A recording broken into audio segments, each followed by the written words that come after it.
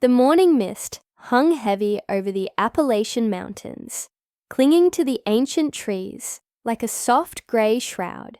Mark moved through it, his boots crunching on the wet leaves and moss. He was a man of quiet habits and a past that weighed on him like a physical burden.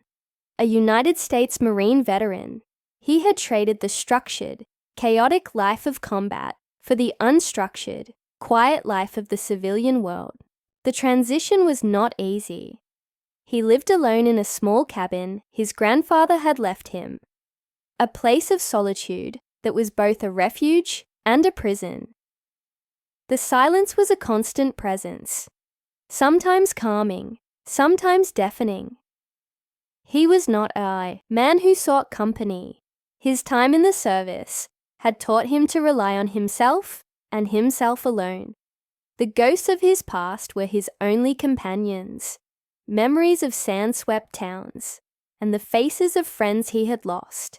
He kept his mind occupied with the mundane, a simple routine of daily hikes, foraging for wild edibles, and maintaining the old cabin. He was just surviving, not living. His days were a long, empty stretch of time that he filled with tasks designed to keep the darker thoughts at bay. He did not have a job. He did not have friends. He did not have a purpose outside of simply getting through to the next sunrise. It was on a Tuesday, a day like any other, that his routine was broken. He was on a rarely used trail, one that twisted deeper into the woods, far from the main paths. He heard a faint sound, a soft whimper that was almost lost in the rustle of the wind through the leaves. His senses, honed by years of training, went on alert. He stopped dead in his tracks, his body tense, his mind replaying every tactical scenario he had ever been taught. The sound came again, a bit stronger this time, a plea for help he could not ignore. He followed the sound, moving with the practiced stealth of a man who could become one with the shadows. He found a dilapidated wooden shack, its roof caved in and its walls rotting. It was a place where things went to die. The stench of decay and neglect hung in the air. The whimpering was coming from inside. He pushed the door open, the hinges groaning in protest. What he saw inside froze him to the spot. 3 dogs. They were not just dogs. They were skeletons wrapped in fur. A large brindle pit bull lay on the floor, its ribs a road map beneath its thin coat. Its eyes were cloudy. Its body was trembling, and it was barely clinging to life. Beside it, curled into a tight ball, were 2 small puppies, no more than a few weeks old.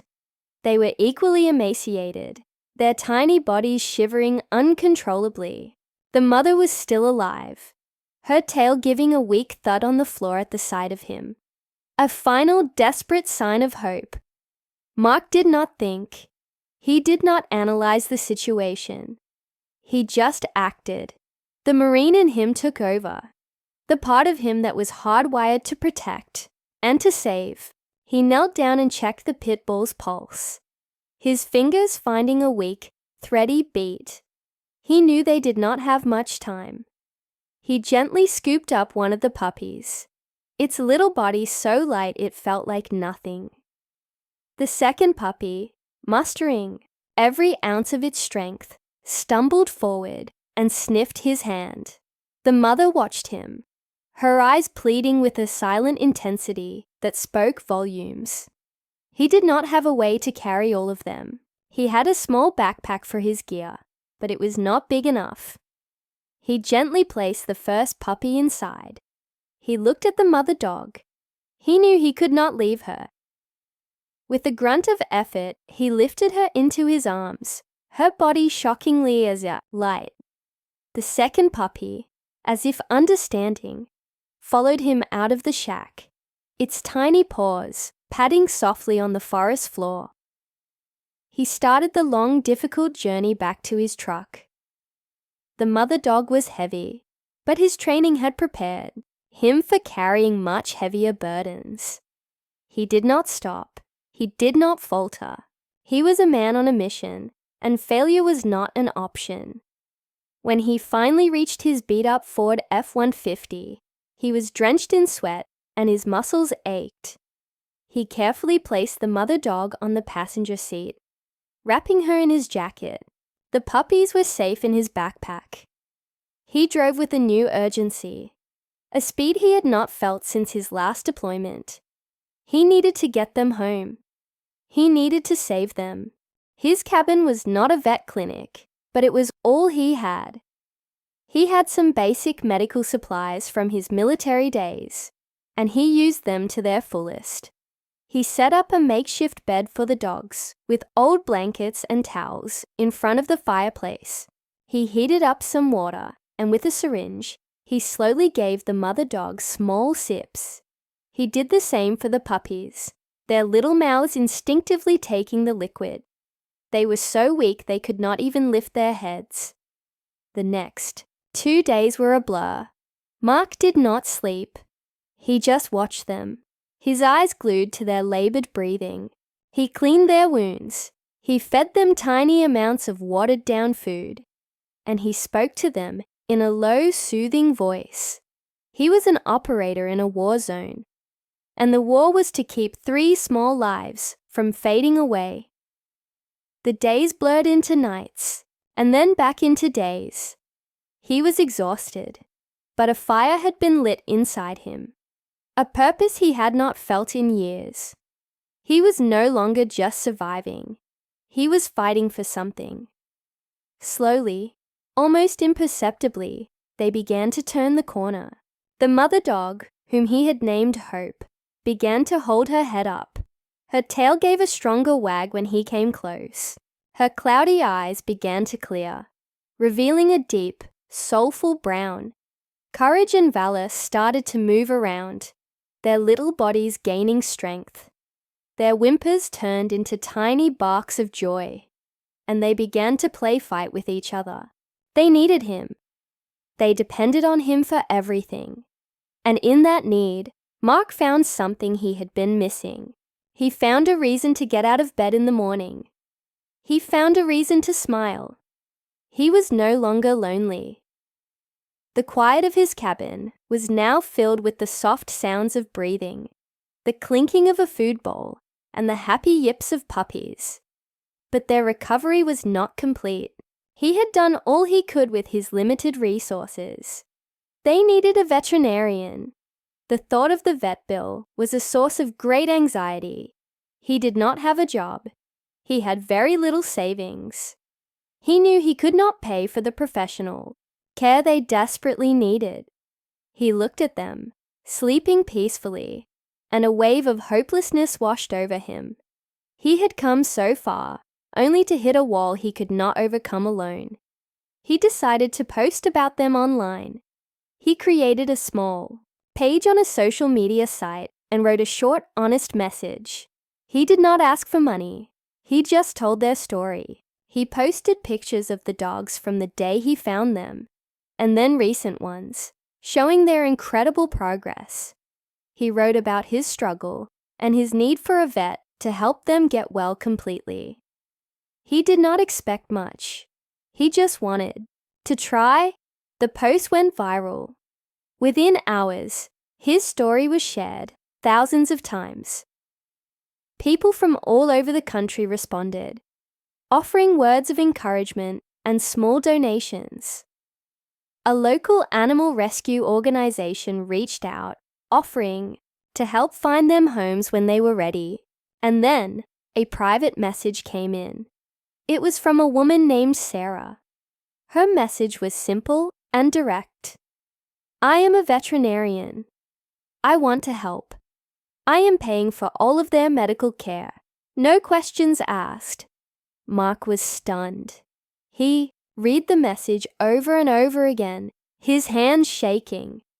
It was too good to be true, he replied, and they set up a time to meet at his cabin. When she arrived, she was not what he expected. She was a woman in her early 30s, with a kind face and gentle hands. She knelt down and examined the dogs.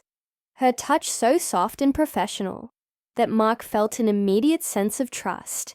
She confirmed that they were on the mend, but they did need a thorough checkup, vaccinations, and a full nutritional plan.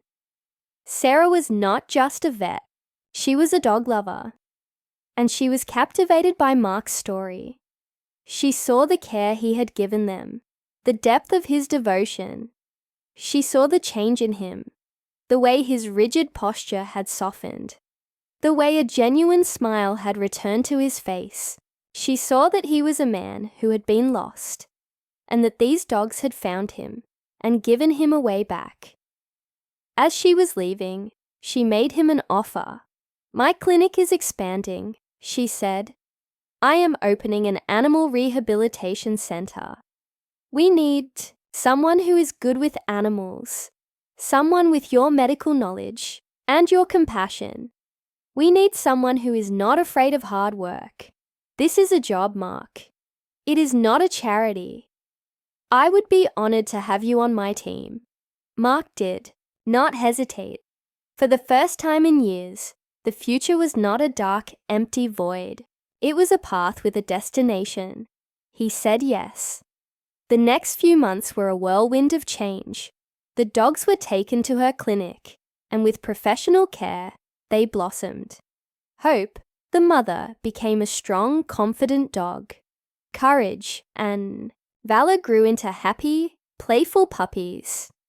Mark started his new job.